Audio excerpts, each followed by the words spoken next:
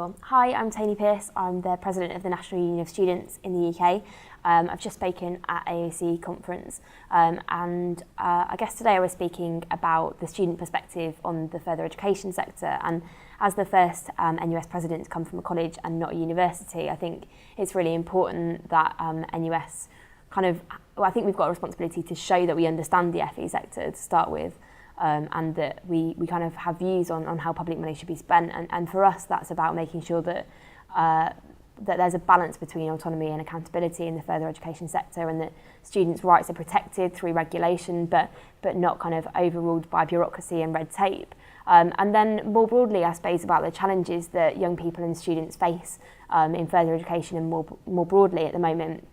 Things like youth unemployment and particularly the position of women in our institutions, in our student unions and in civil society, I think is a huge problem, and it's something that I think the further education sector has got a huge role to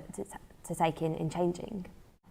I guess that in NUS we really strongly believe that actually we should have one education sector, and that doesn't mean that everybody does the same thing and it all looks the same, but that